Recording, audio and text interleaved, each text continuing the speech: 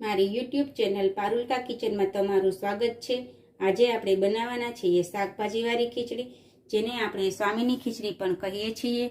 જો તમે આ ચેનલ પર નવા છો તો ચેનલને સબસ્ક્રાઇબ કરવાનું ભૂલશો નહીં, જેથી મારા દરેક વિડીયો તમારા સુધી પહોંચી શકે। તો ચાલો વિડીયો કરીએ સ્ટાર્ટ। તો મેં લઈ લીધું છે 1 નંગ ટમેટું, જેના મેં પીસ કરેલા છે, 1 મરચું, 1 નાનો ટુકડો આદુનો, ધાણા ભાજી, મગફળીના બી નાની વાટકી, હળદર, લીંબુનો રસ, સ્વાદ અનુસાર નમક, ઘી, આ બધું વઘાર માટે છે। આખું જીરું, હિંગ, લાલ મરચું, બાદિયા, 1 તજનો ટુકડો, 4 લવિંગ, તજપત્તો અને લીમડો। હવે ખીચડીમાં આપણે લઈશું બાસમતી 1 કપ 1 ચોખા, 2 ચમચી ચણાની દાળ, 2 ચમચી તુવરની દાળ અને અડધી વાટકી જેટલી મગની દાળ લીધેલ છે। શાકભાજીમાં મેં લીધું છે 1 ગાજર, 1 નાની વાટકી વટાણા, 1 રીંગણું, 4-5 ટીંડોરા અને 1 નંગ બટેટું। તો ચાલો બનાવવાની શરૂઆત કરીએ। આપણે એક બાઉલમાં ચોખા, મગની દાળ, તુવર દાળ અને ચણાની દાળ આ બધી સાથે મિક્સ કરીને ધોઈ લઈએ। દાળ ને ચોખા ધોવાઈ ગયા છે, તો ચાલો વઘાર કરી લઈએ। એક કુકરમાં આપણે 3 ચમચી ઘી ગરમ મૂકીશું।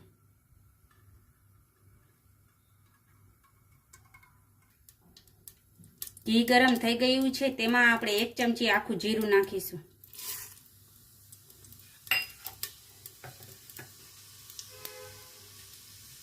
તેમાં લાલ મરચું, બાદિયા, તજ, લવિંગ, તમાલપત્ર ને લીમડાના પાન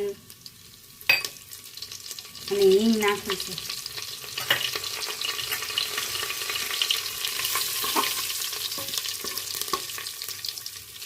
હવે તેમાં આદુ નાખીશું।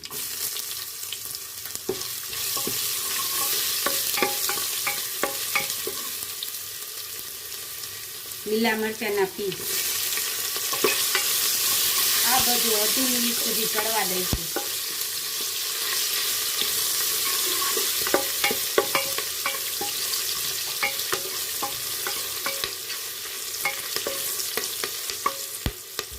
હવે તેમાં મગફળીના બી નાખીશું।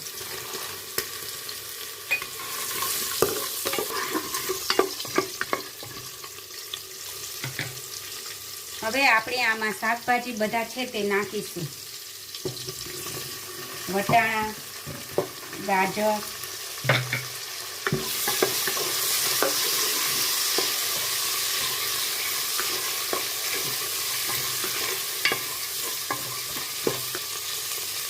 બટેકા, રીંગણા અને ટીંડોરા।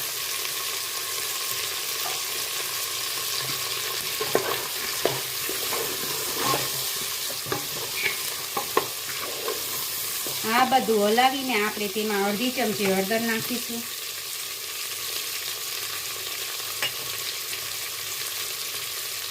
એક ચમચી નમક નાખીશું, તમે સ્વાદ અનુસાર નાખજો।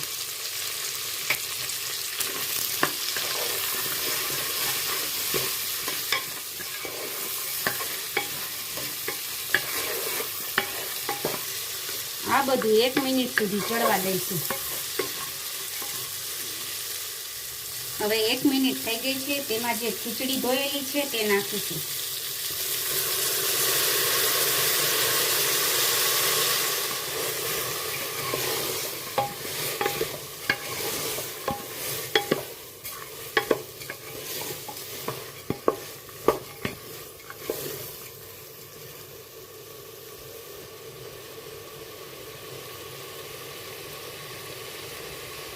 હવે આપણે આમાં 5 ગ્લાસ પાણી નાખીશું। હવે પાણી નાખી દઈએ। તમારે જેટલી ખીચડી હોય તેને 5 ગણું માપ કરીને પાણી નાખવું,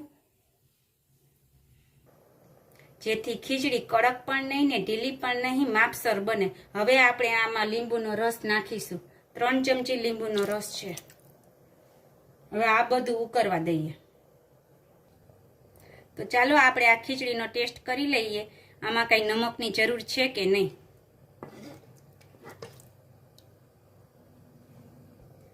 ખીચડીનો ટેસ્ટ ઓકે છે. તો ચાલો હવે કુકર બંધ કરીને 15 મિનિટ ધીમા તાપે ચડવા દઈએ.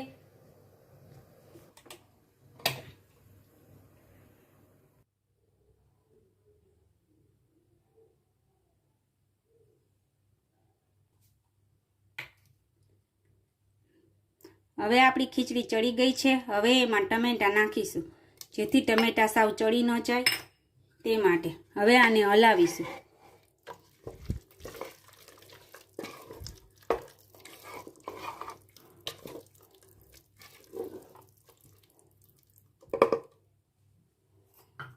હવે એમાં ઉપરથી ધાણા ભાજી છાંટીશું અને 1 મિનિટ સુધી કુકર બંધ કરીને રહેવા દઈશું.